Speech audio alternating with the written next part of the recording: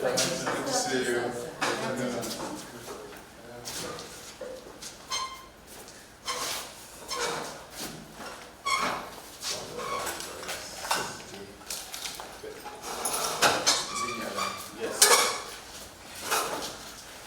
A coalition that is concerned purely about good governance has called this conference to share with Nigerians our considered state of our nation today and what we think is the way forward for the benefit of the majority of Nigerians. So thank you guys for coming. Prof will take it from there and share more insights with all of us. And the result is that the progress that we could have made has not been made, and because that progress has not been made, the people are in very dire straits.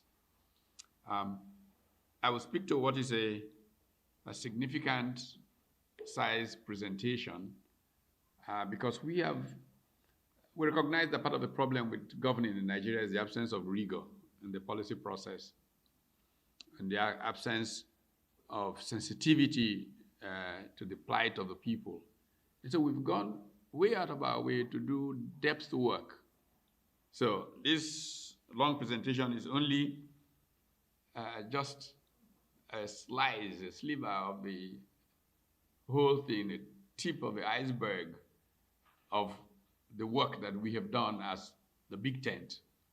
Let me again remind us that what the Big Tent is a coalition of politicians and civil society activists and senior statesmen who do not want necessarily to be seen as partisans, but who in reality are concerned about the way their country is.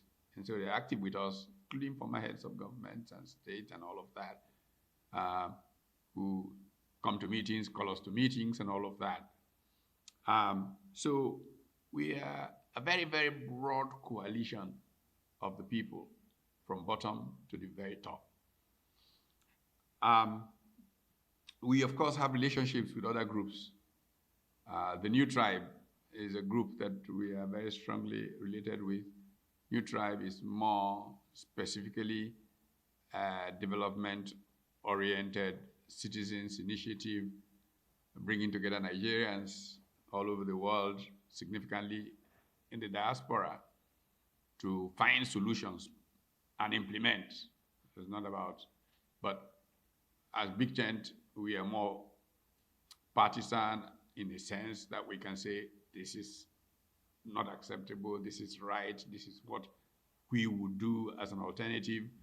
But the Big Tent is more of a global diaspora-focused solutions intervention group.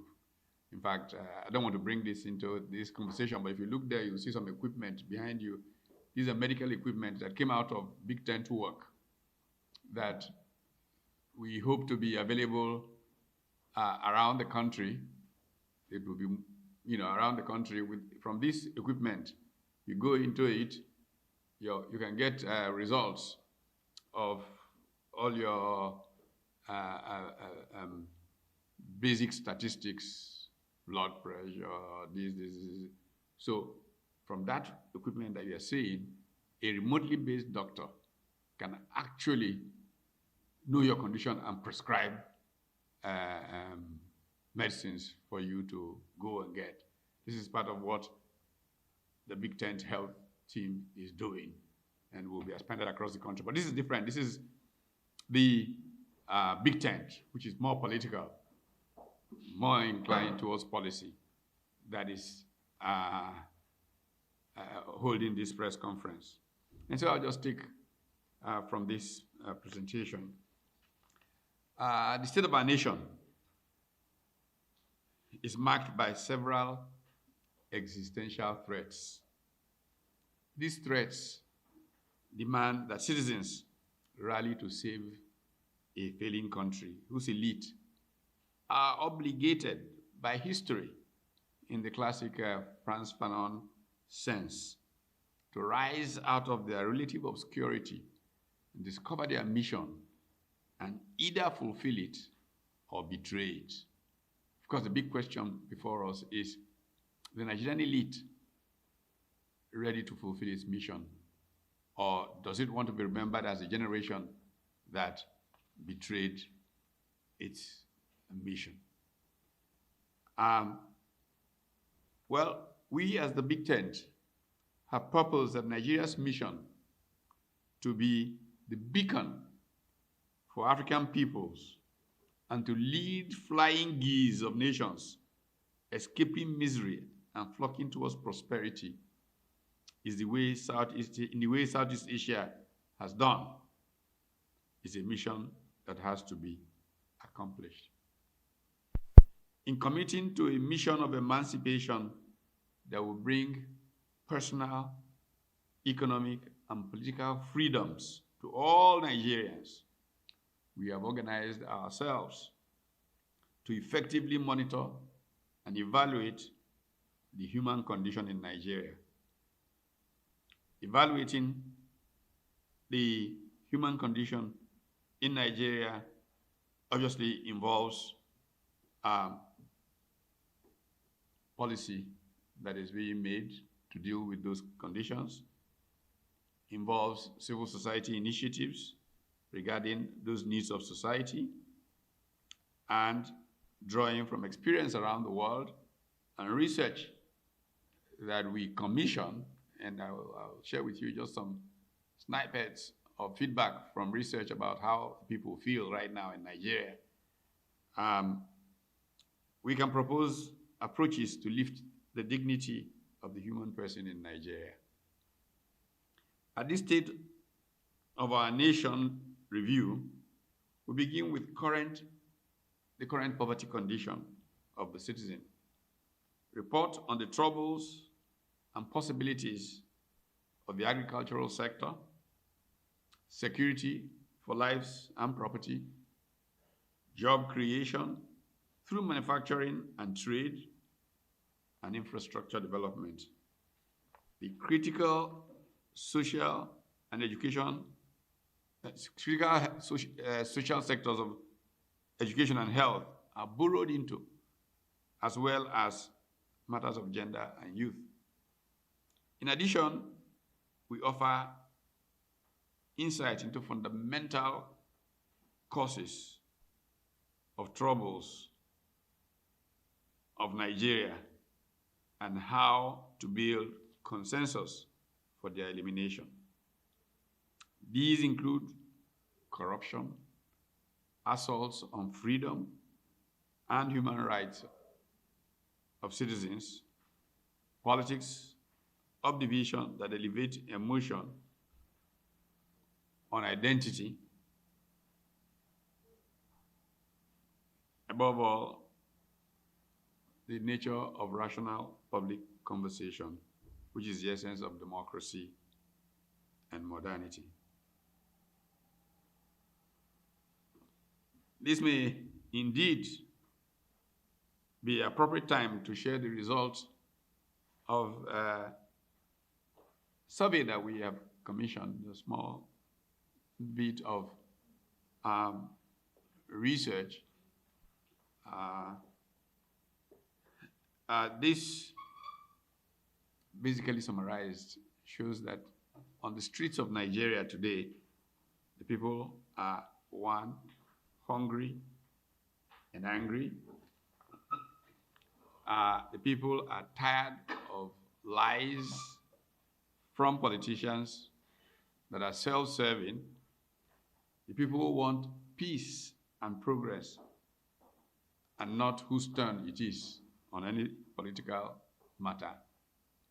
The people want democracy but are tired of selections that do not reflect the will of the people. And you can see this from local government elections. People are almost completely disinterested because they don't think that the politicians are honest or take elections seriously. So they don't even bother. So let them do whatever they like. Every election in Nigeria is a coup d'etat. That's the way the people see it. And they just think that it will catch up with the politicians sooner than later. But they don't care. They're not interested in what politicians are organizing. So that unless there is dramatic reform of the electoral system is gone. Nigerians don't think we have a democracy. And the pushback will come in many ways that might surprise politicians. The people who want jobs, not explanations of policy and promise that are hardly ever kept, and projections that are never met. You have seen how the Manufacturers Association has reacted to the rebasing.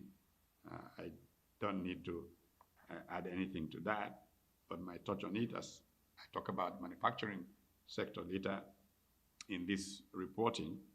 The people are fed up with being used and deceived with ethnic, religious, and other self-serving schemes that divide peoples, which politicians tend to dredge up to use to get support against opponents. They say we cannot farm, we cannot travel because the roads don't exist. I actually had a very personal encounter with this yesterday. Yesterday, great Nigerian, Dr. Fred Agbe was celebrating his 90th birthday. I was at the event, and one of the remarkable things is that one of the guests set up from Warri, which is Fred Agbe's base. He said it took him 3 hours to go from Warri to Saple, just Warri to Saple. Then with Benin, they had to go off the road and go into the bush somehow because it was following the road was just, death trap and all of that. And by the time eventually got to Benin, the journey had taken him 7 hours from Warri to Benin. It used to be a 50-minute drive. It took this gentleman coming to Mr. Agbe's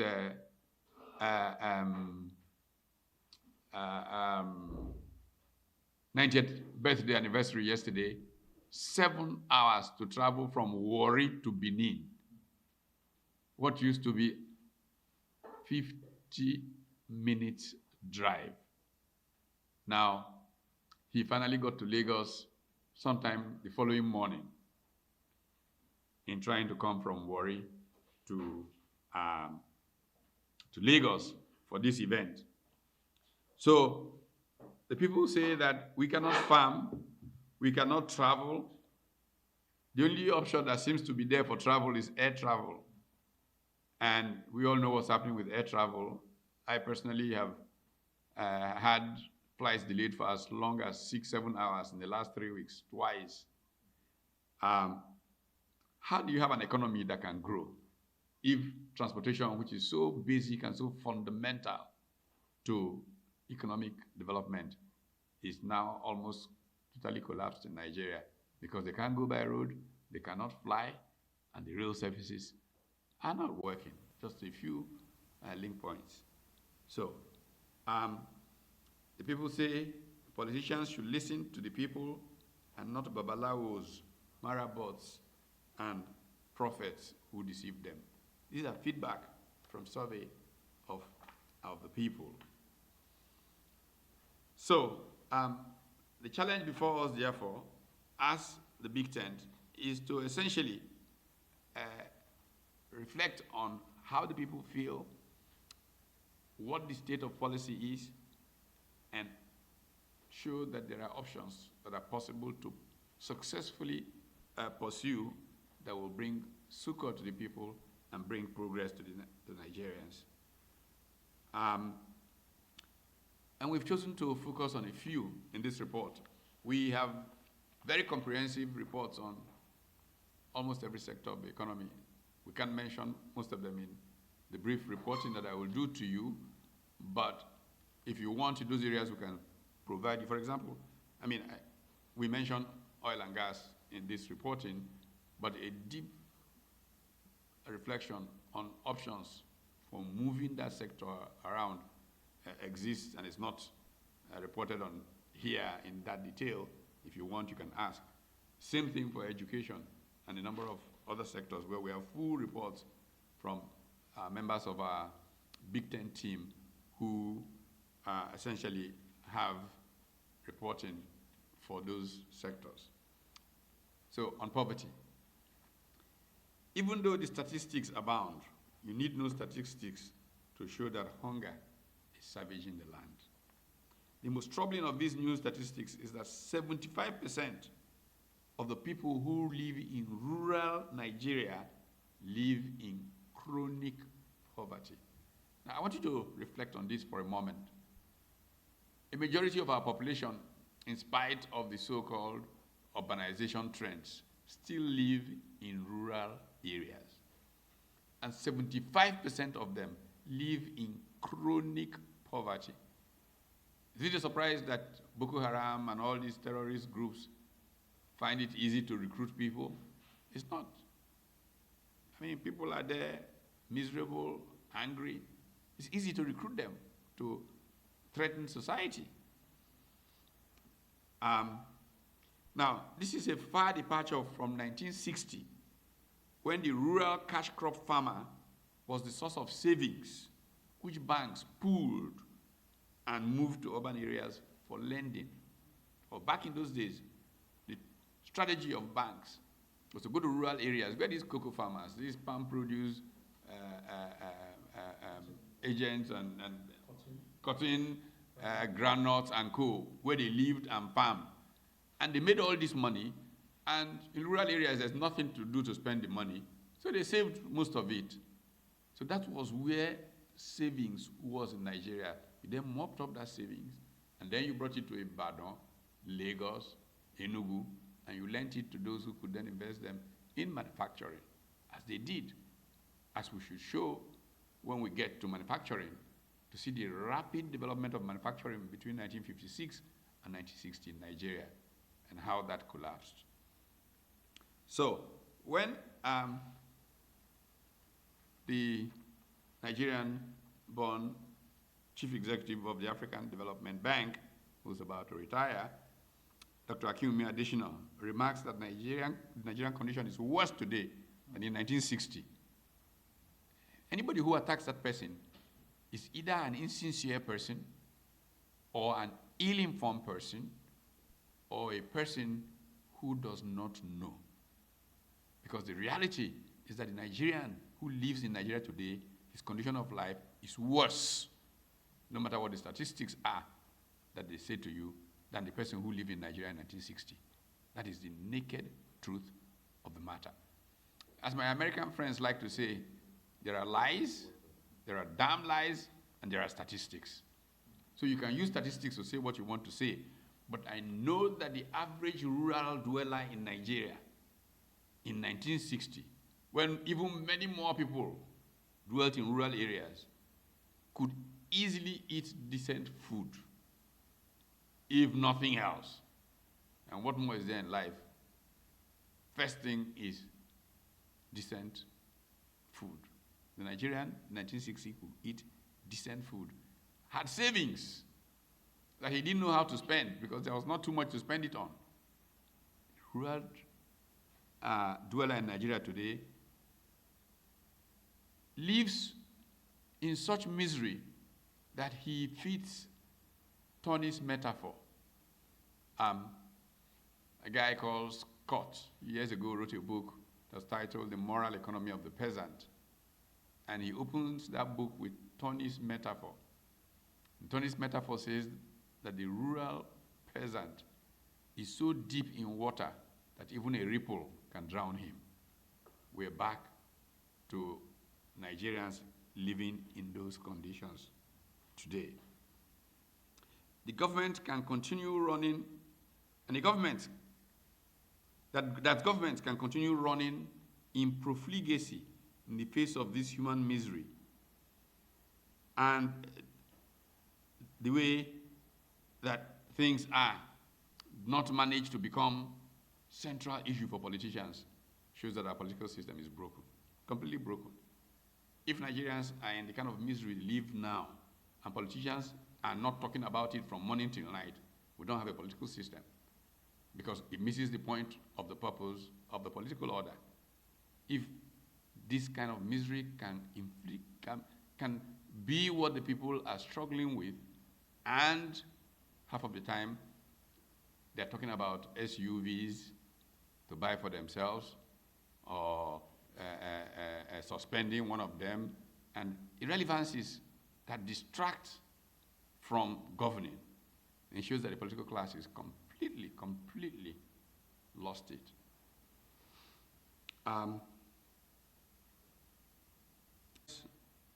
Of these things, what we know is not just what we feel, it's what we see.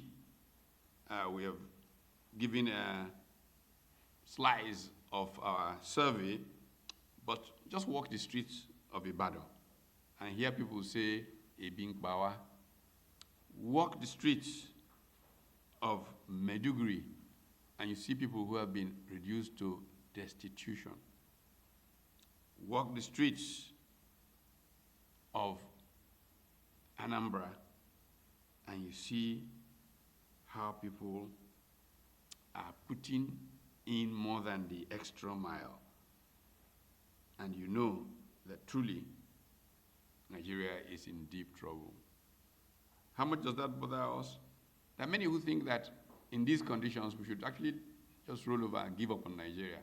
And we hear repeatedly, many of us in the big tent, hear repeatedly people saying, is there any point in bothering? Has the Nigeria project not failed? Our response is, no, the Nigeria project has not failed yet. It is failing, but it hasn't failed yet. And one of our favorite examples is to think of India. In the 60s, in this country, we used to hear about India and starving children. In 1991, I was in India, and India was technically bankrupt. They had only 3 weeks trading money in their foreign reserves. 3 weeks. That's technical bankruptcy. Today, India is on course to become the world's largest economy within the next decade or two. So if that can happen, it is possible for Nigeria. But it will not happen from wishful thinking. It will not happen from going for night vigil. It will happen from committed Nigerians doing serious work. And a starting point for that is agriculture. And so we must speak to what is going on in agriculture. The hunger in the land is more powerful today because the current June to August period is referred to as the lean season. When the Big Tent Shadow Team met in May, the agriculture shadow member, Dr. Muhammadu Suleiman, made a prediction, not a prediction, essentially forewarned of the state that we were going through now. He suggested that we would be in serious food crisis between June and August. Well, what he suggested has come to pass. We're living in it. Right now around the world, food aid organizations are rallying around to see how they can send food aid to Nigeria, almost the way we were talking about food aid to India in the 60s. That's where Nigeria has been brought to. A big shame for a country that has arable land and talented people. But governments of Nigeria are distracted, disorganized, and more focused on power and propaganda than on purpose. Agriculture is critical for food security and for economic growth. As domain of numerous factor endowments whose value chains developed with limited industrial policy based on latent comparative advantage of those endowments will lead to a thrust of job creation and economic growth spurts. Today, this agriculture that we are talking to contributes approximately 22% of our gross domestic product and serves as the primary source of employment for over 36% of the labor force.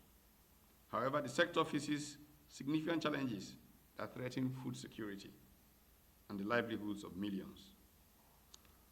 A concerning statistic reveals that more than 30 million people across 26 states and the federal capital are projected to experience acute food and nutrition insecurity during the months of June to 25th to August 2025. This lean season that we talked about, marking a critical phase of food crisis. The agricultural landscape is predominantly characterized by smallholder farmers who account for over 80% of the farming population and contribute 90% of the nation's agricultural output. So a revolution in the structure of agriculture is critical if we're going to make progress. Yet, 47.2% of Nigeria's population lives in poverty, with a staggering 75% of those in rural areas existing below the poverty line.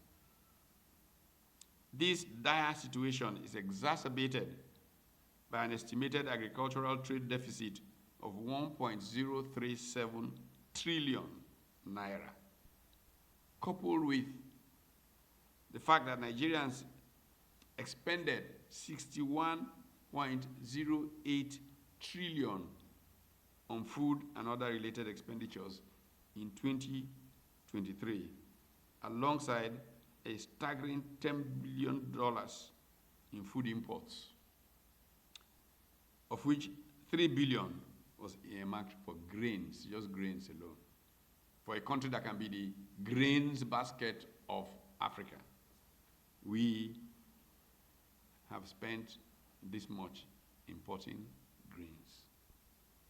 Several systemic issues plague the agricultural sector, including a weak land tenure system, inadequate extension services, low agricultural productivity, and poor financial status among farmers.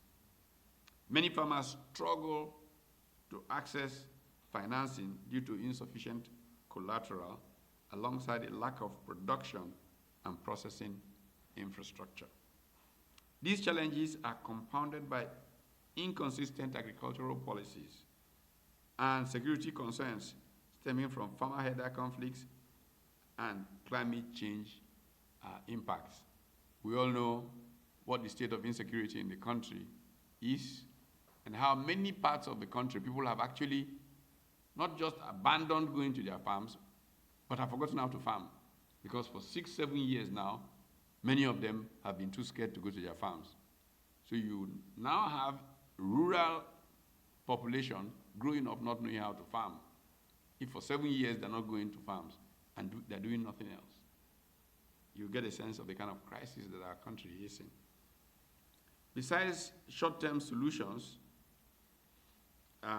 we propose to look at several long-term impact predictions that would not only ensure food security and production that drives growth, but also cracks the mystery of capital, the challenge that massively affects development, entrepreneurship. Because most of the development that we can experience will come from entrepreneurship.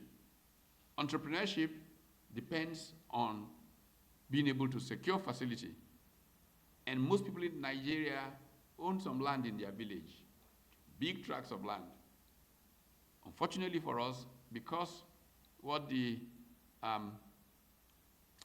economist Hernando de Soto, a Peruvian economist Hernando de Soto, refers to, most people in countries like Nigeria have assets, but they don't have capital, because their assets are dead capital. You can have, as a personal example of 250 hectares of land, as I do have, even in my case with C of O, and not be able to leverage that to borrow money to get value out of that land. So a reform of the agricultural system should help us deal with and crack the mystery of capital. And all it takes is developing these so-called representational systems, like land registries and all of that.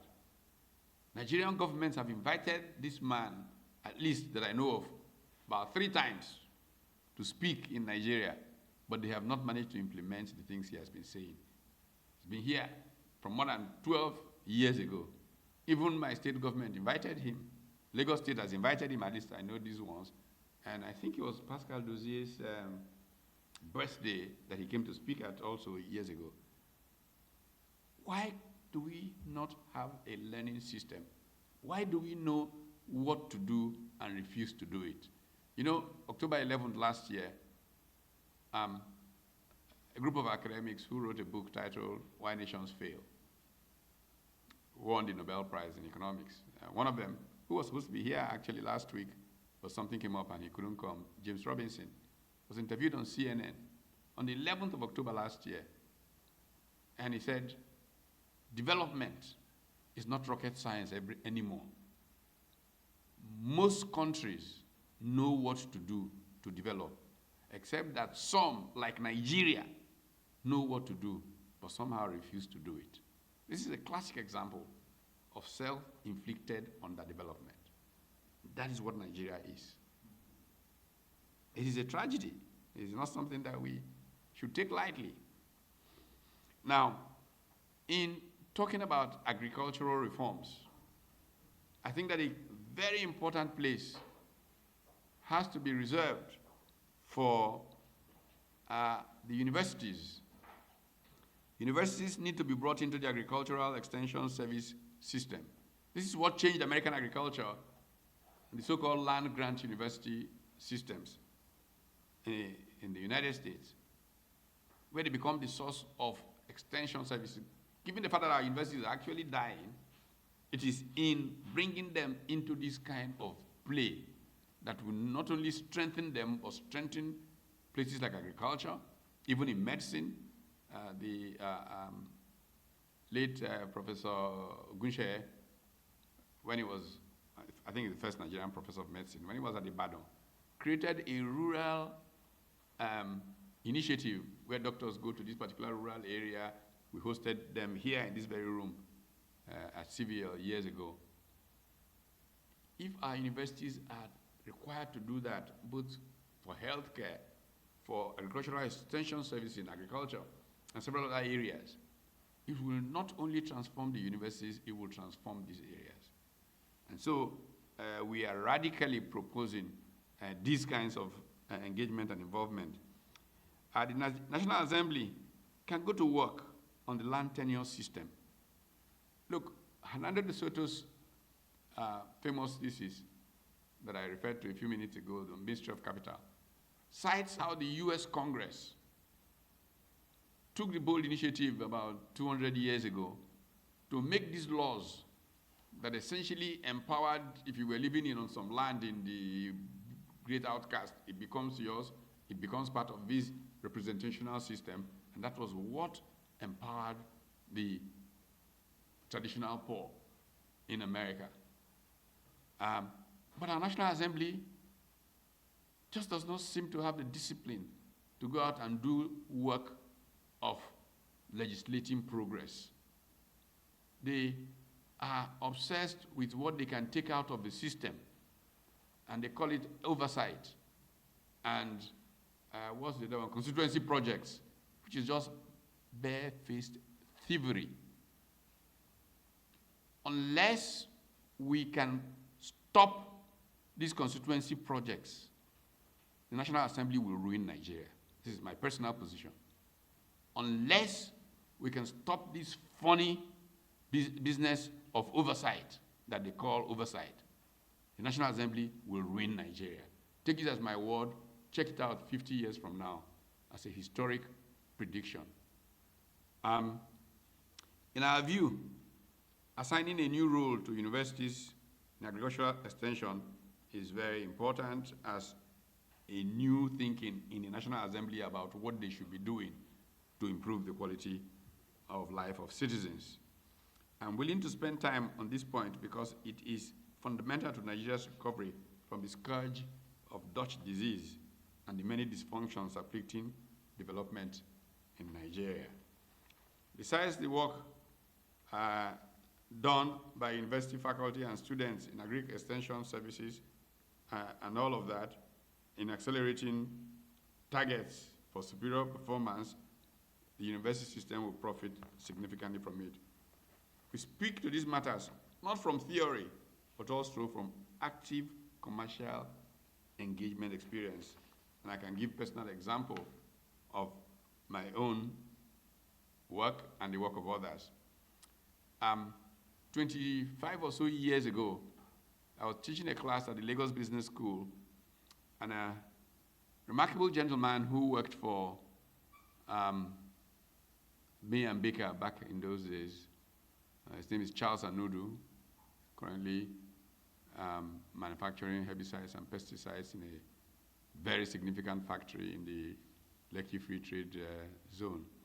Charles Anudu raised an issue in class, I think it was 1994, that the World Bank funded agricultural development projects, ADPs they were called, that the funding had run out.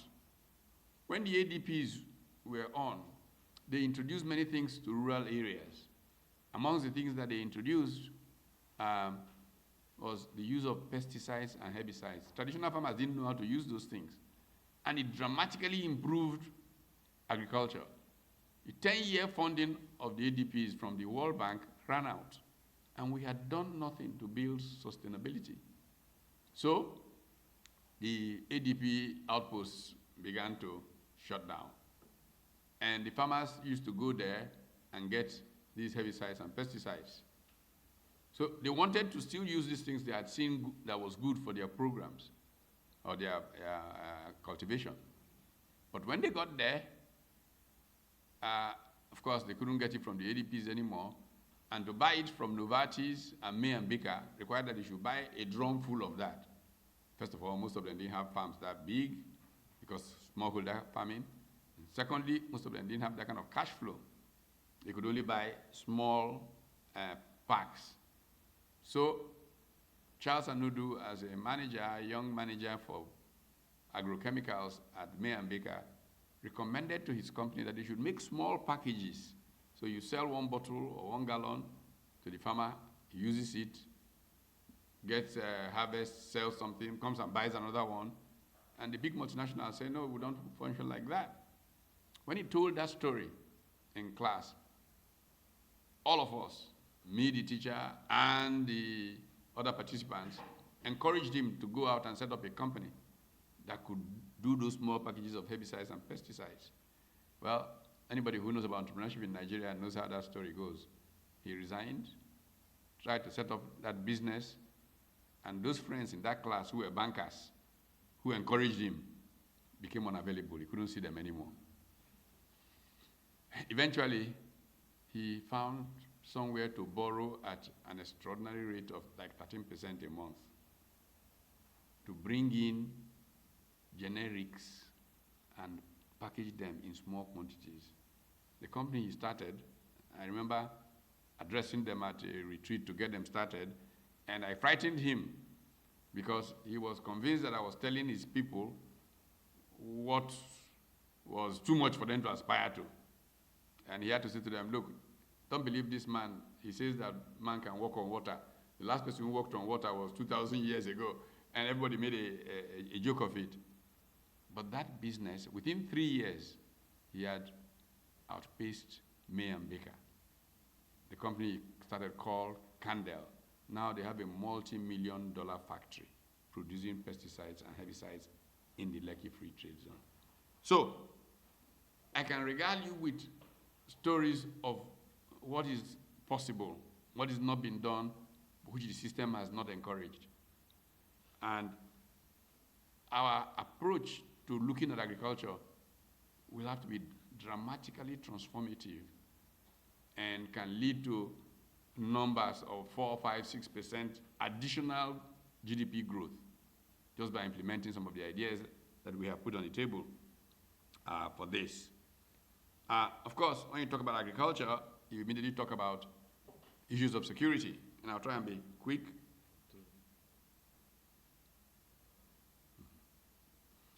Yeah, I'm going to try and be very quick. I wanted to focus on that agriculture area. After that, I'll just summarize. The rest, you're familiar with. Security. We all know the level of insecurity in the country. We don't have to talk in any details of it. But to solve the problem of security, we must go to decentralizing security. Security at the local community level, security at the state level, or policing, official policing, armed police for local governments, armed state police, and the federal police. We cannot move forward rebasing and man's reaction. The truth we know is that manufacturing is literally on its deathbed in our country. If we're going to create jobs massively, we have to revive manufacturing. And I leave you to go back to the experience of our founding fathers. In 1956, manufacturing was almost zero in Nigeria. By independence in 1960, during these 3-4 years of self-government, it had gone to 20% of GDP. What happened? What did those politicians do? What did the Sadana of Sokoto, Premier of Northern Region, do that made Kaduna the hub of Nigeria's textile industry and allowed for export-led manufacturing, in which one of those textile mills that opened for business in 1960 broke even within 1 month, pre-selling 6 months production to Manchester merchants? Why are we unable to do what they did in 1957? It shows the difference in the quality of the politicians of that time from now. So check out what Chief Obafemi Awolowo did in Western Region and how Dr. Michael Okpara responded to that, making Aba and Port Harcourt manufacturing hubs. I think that we have come down a path that has put us from the progress that we could make. In our program, we suggest that we, first of all, have a national strategy, which we can speak to privately if anyone want to develop it, based on latent comparative advantage of these factor endowments and their value chains. And we believe that we can create clusters, manufacturing hubs in the 6 geopolitical zones of Nigeria based on factor endowments. You go to the northwest, you can have Gomer Arabic and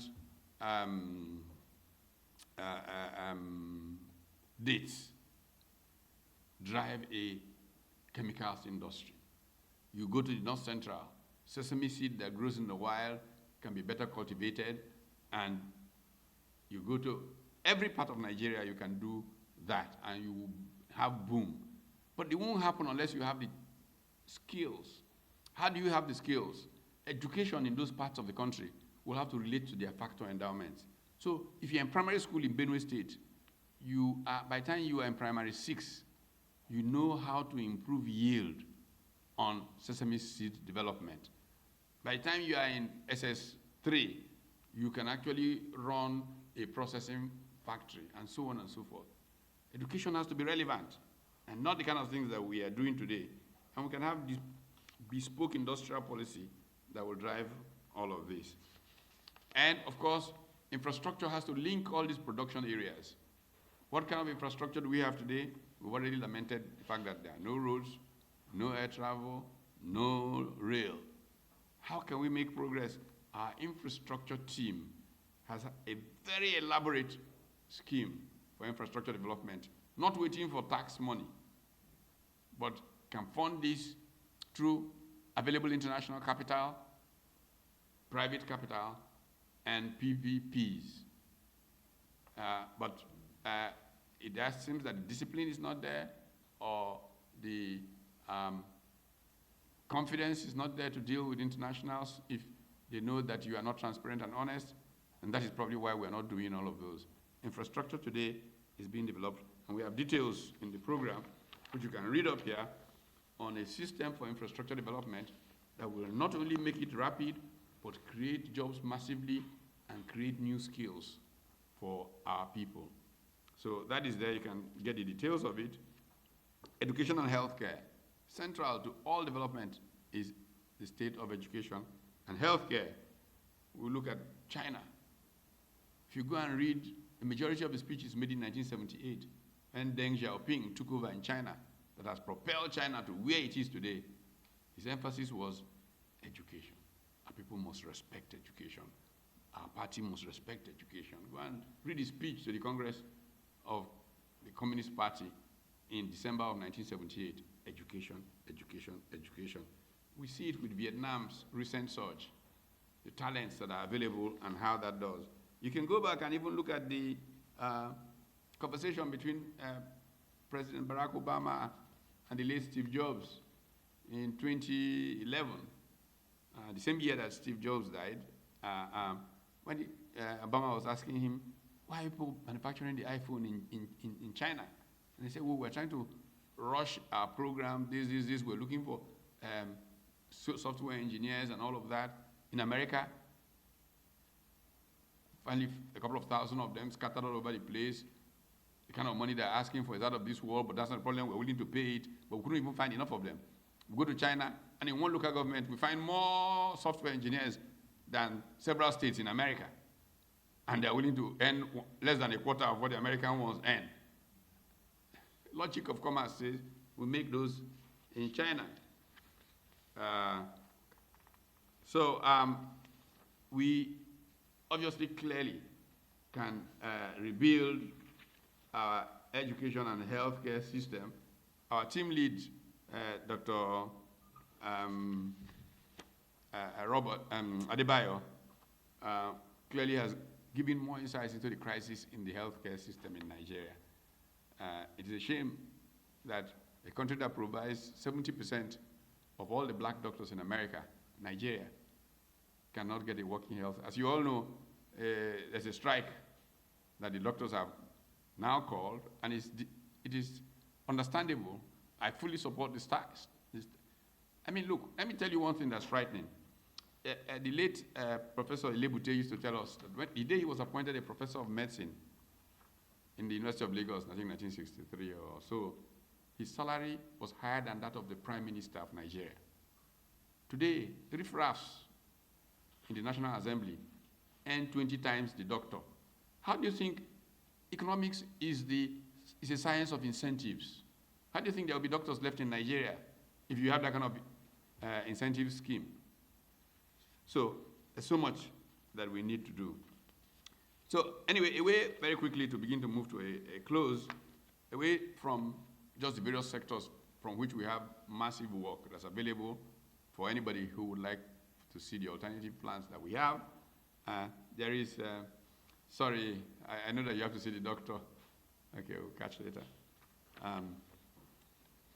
Corruption. Corruption, we've made it a mantra in Nigeria: if corruption doesn't kill Nigeria, if Nigeria doesn't kill corruption, corruption will kill Nigeria. It's almost killing us. We can see what it's doing all over us. The cynicism on the streets is that the agencies for fighting corruption are more corrupt than even the corruption they are fighting. And that the real problem, one governor was said to have said, when one of his commissioners said to him, "Oga, careful, this thing that you're proposing," he said, "My friend, let's go sit down. Just keep 500 million for EFCC, keep 500 million for the courts. By the time they finish all of that, they're giving you bail. And once you get bail, you have gone." This happened in a cabinet meeting of a state in this country. And we see that process killing Nigeria. And I want to give two examples of things that have been literally, things that are fundamental to our progress that have been halted by this corruption. Recently, the NNPC announced that all the billions that were pumped into refineries went nowhere. Look, it's not rocket science. Those of you who remember, I was shouting, please, don't refurbish this refinery. I even gave an example. I said, look, the British sold Rolls Royce for £1. They did the same with Jaguar. Please, give it away. If you charge £1, so that be on record, a person paid something. They said, no, they can refurbish it after they spent billions of dollars. The same NNPC has come back to say to us that whole thing was a farce. In fact, I know on good authority that the games they were playing at the point where they said, oh, they've resumed, was that in the night, they will use tankers to move petrol and pour into those tanks. In the day, they will load a few to be seen. I say, yeah, you see, the thing is producing. But they were all lies. In China, they will execute all the people involved in that whole NNPC thing by firing squad. So how do you understand why China is making progress and we're not? Because there's no consequence management in our country. So you go away from this critical refinery business that has punished us so much on the petrol score. By the way, I hope you heard Aliko Dangote, who said that the statistics that they were using to make investments seems to be wrong, because the petrol consumption in Nigeria is nowhere near. Come on, Aliko. You mean you just discovered that?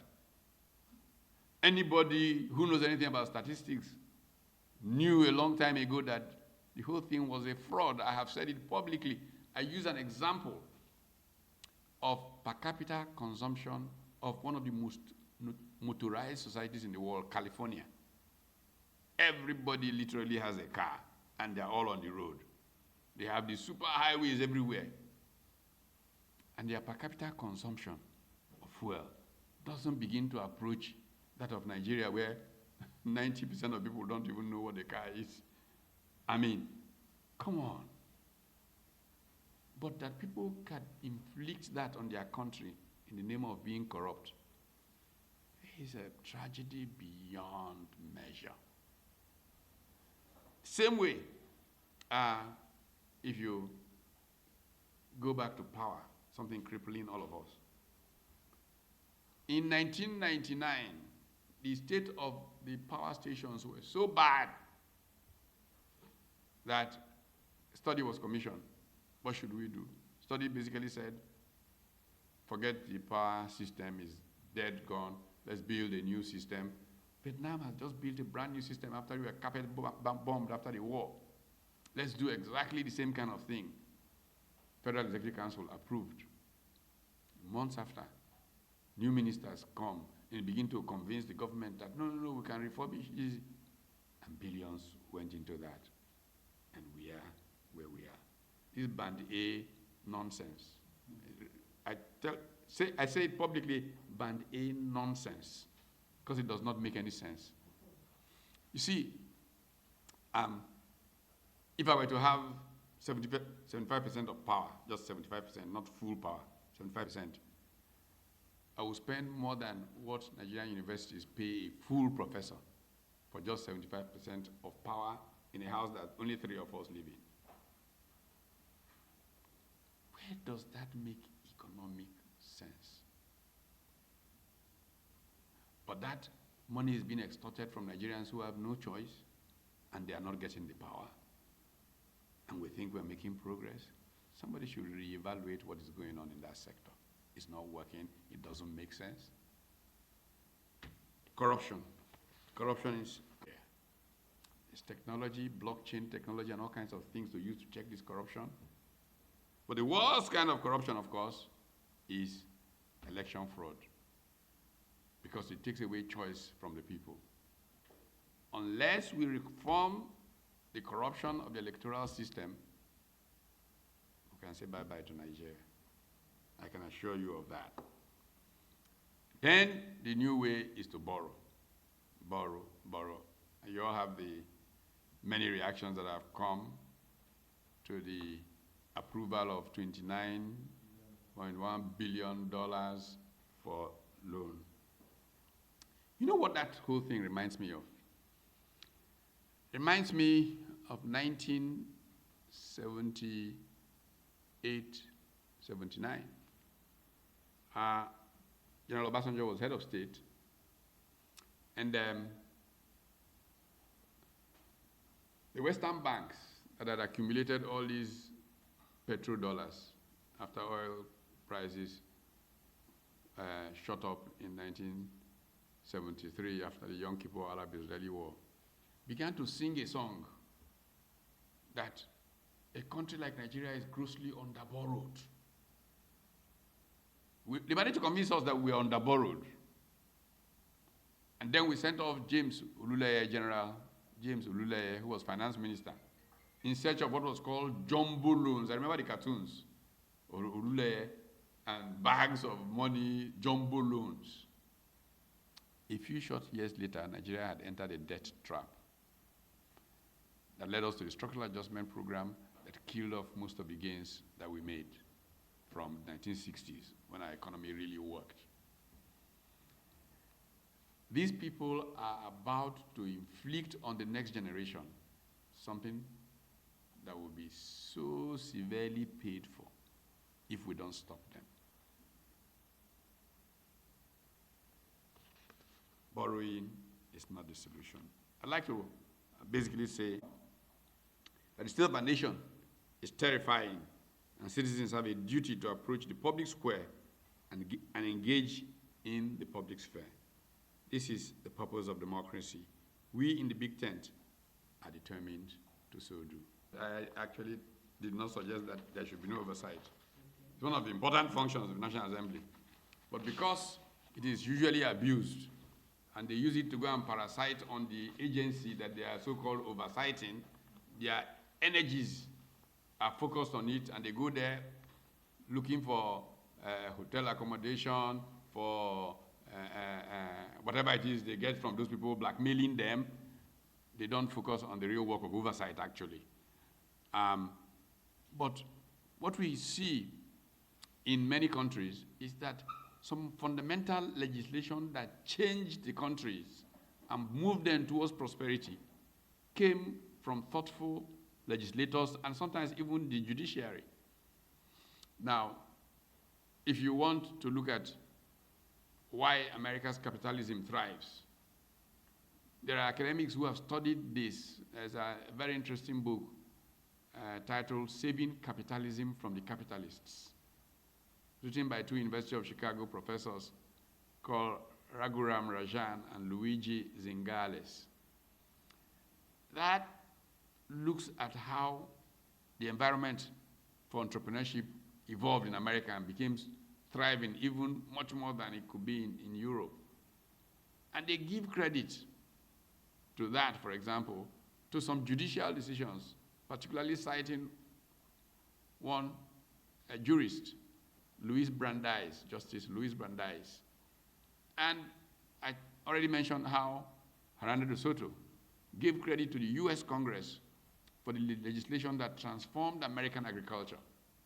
In fact, the concept of hire purchase started when the John Deere people began to manufacture tractors for agriculture.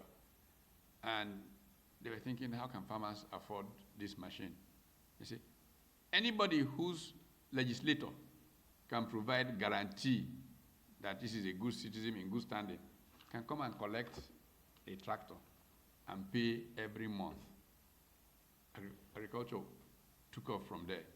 It is the kind of thing we expect thoughtful people in the National Assembly to spend time debating and coming up with those kinds of laws, not oversight. This is they're going out, look at money. And everybody wants to be on this committee. You want to be chairman of that committee. That committee, because of it, the executive branch has them in their pocket. And there's no independent thinking in Nigeria's National Assembly. They're not contributing to the well-being of Nigerians. They're just there to gouge whatever money they can gouge. And so this is the real problem. Not that oversight does not matter. Of course, oversight matters if they do oversight. But oversight is taken as an excuse for seeking corrupt gain. Eat, sleep, it does not make any sense. We have forgotten supply-side economics. We are dealing with the demand side in a way that does not make economic sense. What we need to do is boost supply. We are not boosting supply. Let them go and look at what Egypt has done with supply. Let them go and look at what Vietnam has done with supply.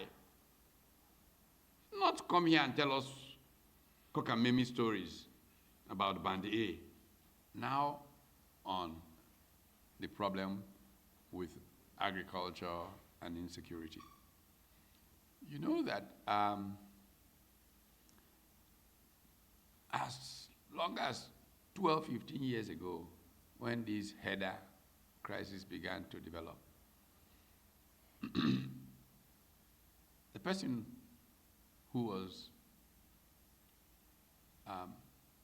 chief economic advisor to the president, who was then Yaradua, was his commissioner for agriculture in Katsina. And he remarkably said that when he got to Katsina as commissioner for agriculture, the biggest issue on the table was fertilizer. Fertilizer. At a point in time, fertilizer was almost going to take over the entire budget of Katsina State. So he said, why is this fertilizer thing such a big problem? So he hired one of the big four, I don't remember which one, whether it's PwC or Deloitte or whichever one, but one of the big agencies, to do a research into the needs of farmers. And it brings me to a very important point, which is why I mentioned our survey of Nigerians and what they think. Nigerian governments have not realized that their business is to find out what the people want. And so they have no systems, no systemic way of, maybe they don't think the people matter, which is the way people feel they think of government today, that governments don't think they matter. But Tiamiu Yakubu commissioned that study. When this consulting firm surveyed farmers and asked them what were their priorities, to the shock of the government, fertilizer ranked 13, number 13 in the priorities of the farmers. The thing that was about to take over the entire budget of the state, rank 13. How could it be? So what's rank number 1? The farmers said that their biggest problem was desert encroachment, driven by headers. It's not Benue State complaining, it's Katsina. As long ago as that headers were accelerating desert encroachment, and that was the biggest farmer of the Katsina, the problem of the Katsina farmer. What has happened is corruption that is threatening to kill Nigeria had moved the importance of fertilizer because of fertilizer contracts. And most of that fertilizer was not getting to those farmers anyway. So,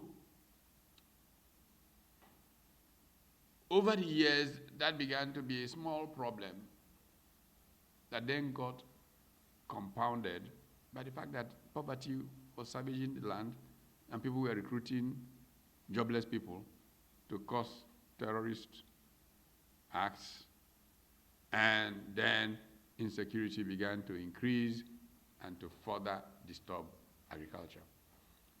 If we want to, I'll give you a very simple classic example. Last year, it was clear that this hunger business was ferociously advancing. Then I heard the government say they wanted to import food. That was the most ridiculous response to that. Because by the time you import more food, you will finally kill the incentives of those people from ever going to the farm. And we are now permanently dependent on food imports. What do we use to import the food? Was little income from crude oil. The day we don't get a good price for crude oil, the country is in crisis. I said, no, that's not how you do it. We know that insecurity is a problem. Let's even take this particular year. I'm talking about last year. I was out of the country, and I gave an interview to one of your channels, I think this one, and I was speaking on the streets of Arlington, Virginia, in that interview, and saying, no, you don't do that. What you do is you take these vast areas in Niger State, and all places where land is all over the place, which is what Vietnam did, by the way. Move in people, give everybody 1 hectare. In the case of this so-called insecurity, create your forest rangers, move them in there. For this vast area, how long does it take to produce many of the legumes that are the basic foods, the grains that we're talking about here? 3 months. So for 3 months, heavy security, everybody incentives, grow this thing, and you avert hunger. 90 days only. But we wanted to start importing food. Nigeria makes my heart bleed, really, honestly. It does make my heart bleed. So, what we need are serious-minded people who are patriots, who care about this country, for whom not everything is a deal, where they can make their own money. We used to have them in this country. In the 60s, those famous premiers that we talked about finished serving and didn't own a plot of land. Michael Okbara, I know that for sure. Isadauna, I know that for sure. What happened to us that we got to these people who don't think about the people? That's the big question facing Nigeria. You can use statistics to say anything you want to say. The question is, the man that is on the street, how does he feel? Charles talked about outputs versus outcomes. Yes, you can show all kinds of outputs. The outcome is not a changed life. So where is that output? Oh, don't worry, it will come in 5 years. And that 5 years never comes. So we're playing games. And this is worse in a time when government, by propaganda, is the dominant mode. So people invest more time in the propaganda value of statistics than in the quality of life of citizens. And that's a shame for our country. That's a shame, big shame. Okay, gentlemen of the press, thank you very much. The conversation is never ending because we're a nation that should be moving forward, even though what we're witnessing today is more motion and no movement. So we want to assure you that for us at the big tent, we'll keep this conversation going, and we want to assure you and seek your encouragement that at the worst scenario, at least every quarter, do have a good day, and thank you. Thank you, Ola.